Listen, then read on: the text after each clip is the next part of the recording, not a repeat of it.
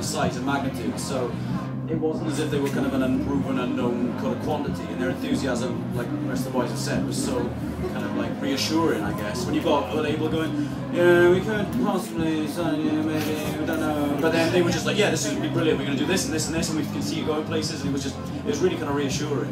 Does it help dealing with a label who have a fairly small roster compared if you go to a major record label, you have an enormous roster and they've got multiple A&R people. A&R people are hired and then fired or leave, and you've got this endless cycle, so I imagine that helps a lot. I think we saw a bit of that with Epitaph, because when we signed, they signed so many bands up in the same kind of period, and I don't think it really affected us to that point, but when a label has so many bands on, they have so many balls in the air. And, so it is good for them to have a lot more attention than we would do, like you said, on a major label that have the big acts bringing in the money, so they don't really. We saw it on Warped Tour. Like as soon as we signed to Epitaph, we ended up going on Warped Tour, and we turned up, and like literally, I'm not bringing them up because I'm bitter, but Escape the Fate were the main band, and literally it was all about them. Like literally, we'd go to the Epitaph tent, and it was all about it. Escape the Fate. There's pictures of them everywhere, stickers everywhere, and there was a backdrop. Yeah, there was a backdrop, and like if we had made friends with the girls on the stand, I don't think we ever would have got a mention really. But they were giving out our stickers and stuff. But I think, yeah, I mean, take us from me, Phil. I like the fact you can hold it for me, like a really expensive stand. Now the Bob. Right. Yeah, I mean, you can understand it from Epitaph's point of view to kind of like put that sort of emphasis on a band like Escape the Fate, because they were doing really, really well, they were really successful, and they're going to sell records with just a little bit of push. I mean, it's not in a business's interests to like necessarily, you know, plow an awful lot of money into someone like us in America where nobody knows who we are. So, I know you're already going to buy Escape the Fate without me even having to ask you twice. But what about this you've never heard of? Can you possibly convince you over a few weeks to do that? So, I mean, the problem, same kind of issue, I guess, you get with like major labels. If you get into a major label and you get the start and the buzz and everything, and the major label takes you completely on board and makes you their big thing, it's like the best place you can possibly be as a band. You're going to throw all this money at you, all this publicity. But the flip side of that is if you get on a major label and you're not that major, there's another band that starts that you're just going to get forgotten about and then eventually probably dropped, because it's, you know, especially now with the labels tightening their belts as well. I can come back to Snoz then. Are you seeing, with the fact that you've now got a licensing deal,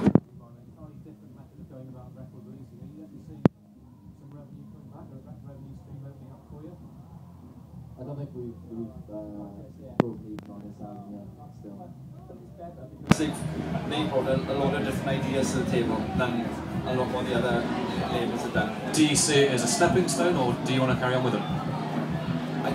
I like what they do, because when there was loads of different offers on the table, the offers came from different labels, but they were just offers. We were talking vinyl, the offers came, but they came with ideas. They were like, we want to sign you because of this is what we want to do. So I think for us, we were like, yeah, because we knew what they wanted to do when they told us. They're very creative and just, enthusiastic. I think they've got like they've kind of got a young way of thinking, I guess, rather than the people at the major labels who are just going over the same old bullshit. Like, sorry, like Cooking Vinyl are just like, right, well, we get a E-team, they're not like a down step from the A-team, but like that's a few steps down from the A-team, to be honest. all the internet team and stuff, and they were just like, yeah, we'll do this. So yeah, they came to it very enthusiastic and very bright, and I think that's what sorted us for. Gav, when it was announced that you're doing the pledge scheme, people could pay for Christmas dinner with you guys, play Xbox. You know, there was some criticism, especially as ever on the internet, about kind of, oh, it's just, you know, who do they think they are, making their fans pay for stuff. What's your response to that kind of criticism and people's problems with pledge music? I think a lot of the people who voiced their problems with the pledge setup are the people who didn't actually look into it at all, and they didn't understand it, I don't think. They're probably the same bands who sell VIP backstage access to their own shows anyway, because a lot of bands do that, you know, into their fan clubs and stuff. So it's been going on forever, really. Like, I can remember going to see, when did we go see Bon Jovi? 2008, and he had like special VIP people come up to stand side of stage really, and like most of the stuff that I think worked well for like a snapshot headline to say, oh my god, look at this, was like the Xbox stuff, but that was originally just going to be meet and greets.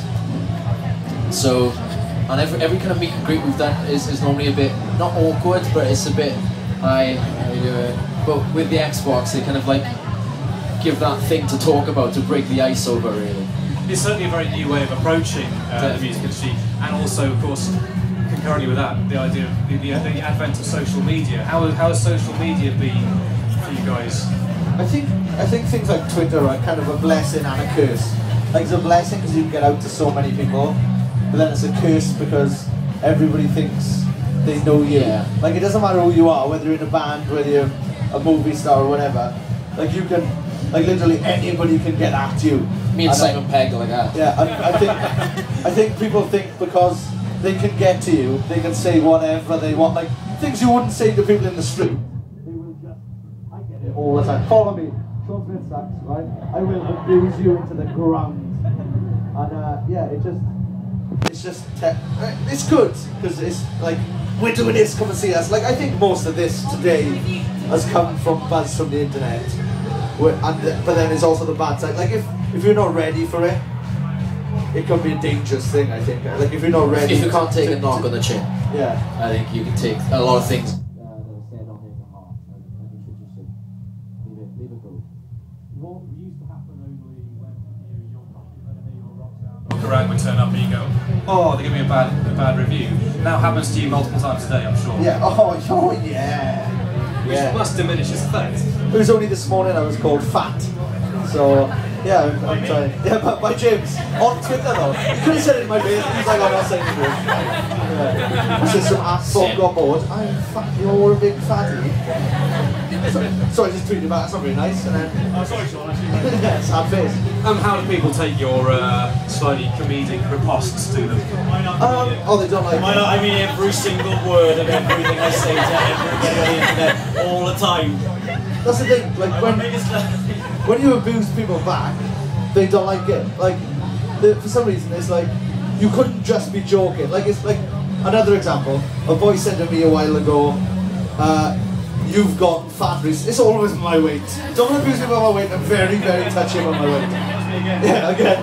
No, this guy said, "I've noticed you're getting quite fat." So I replied instantly with, "That's because every time I have sex with your mother, she gives me a biscuit." Right? And then he was furious. So he did the whole thing, "Oh, my mother's dead," right? So I said, "I guess that's why she didn't move around a lot." And he was done. There was no comeback for that. It was so bad. Did you turn him round though? What? Did you turn him round? Oh no, sorry about that. No, it got to the point where he didn't know what to do then because I'm thinking kids had started tweeting at him and calling him an idiot and just laughing at him. So he made a fake account of my brother and started inviting people to shows and getting them in on the guest list. Like telling them they're on the guest talking to list. some ladies on it Yeah, as well. and pulling ladies as well. That's an awful lot of effort and time and investing just to go, oh, I got Sean Smith. Hours to say this doesn't make it convincing. So yeah, once again. So what we're Good saying and bad. is there are certain negatives as well as positives. Yeah. It's all positive. I think we had a lot of help from MySpace though when we started. Like I think MySpace has taken a bit of a downturn recently, but when we started, it was the place to find new bands, and I think the internet, obviously, is the place to find anything you want to find. So if you just search for it, Google. Yes. Do you know what? We're fed up of getting on Twitter. When are you playing? And then naming a town, right? Oh, we've just announced a tour, and they're going, oh, when are you playing London? Google, you pricks. Just type in the Blackout and whatever town it is, and it'll tell you. People just do not get it. It blows my mind. We'll start to kind of come towards the end now, because we're being sort of slightly jammed out. But hints and tips. People who may be in bands now, thinking of maybe putting on shows, or hints and tips. Stay out of my way. stay out of his way. Yeah. No, I think we always had this thing, just try and be nice to everyone. I know it doesn't seem like it now, but it was literally just try and be nice to everyone. Like, because you don't know when it's going to come back and bite you, I guess. Like, Please and thank you doesn't cost anything anyway, so